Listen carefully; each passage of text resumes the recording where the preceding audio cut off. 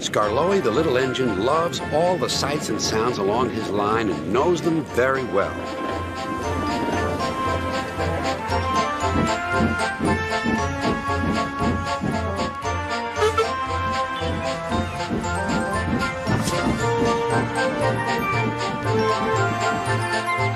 One morning, soon after he returned from being mended, he was enjoying his journey more than ever before.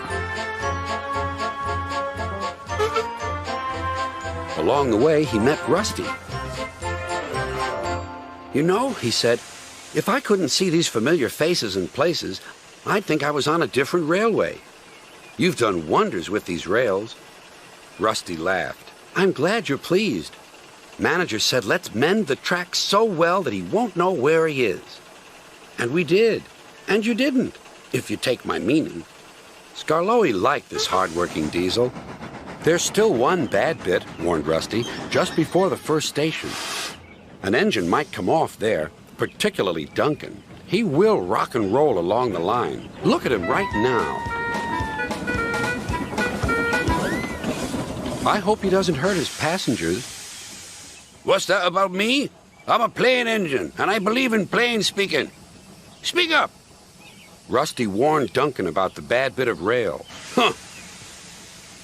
I know my way about. I don't need smelly diesels to tell me what to do."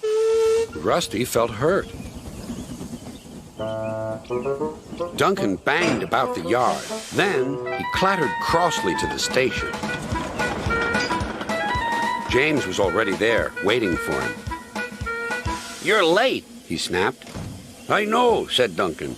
"It's that smelly diesel's fault. Rusty tries to teach me how to stay on the rails and then goes off leaving me to find my own coaches." "You poor engine," sympathized James. "I know all about diesels. One crept into our yard and ordered us about.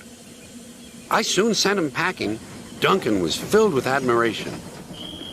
He didn't know that James was boastful and sometimes didn't tell the truth. "Send Rusty packing! Send Rusty packing!" snorted Duncan. He climbed the hill furiously. "Well done, boy," encouraged his driver. "Keep it up." Soon they were near the first station. Duncan was pleased. Nothing's happened, silly old diesel. Clever me." And he rocked and rolled along the line. "Steady, boy," checked his driver. But it was too late. "Sleepers and ballast, I'm off." And he was. "I warned him," said Rusty. "But all he did was call me names." The little diesel refused to move. "I'm ashamed of you, Rusty," said Skarloey. "Think of the passengers. What are they going to do?" "Oh, I'd forgotten them. Yes, of course. We must help the passengers." And Rusty roared into life.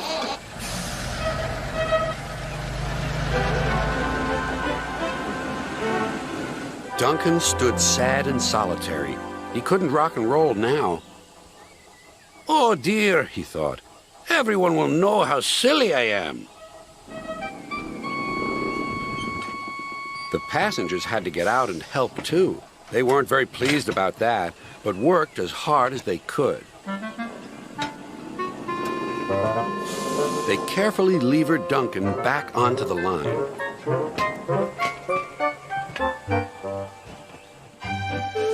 After that, Duncan was extra careful all day.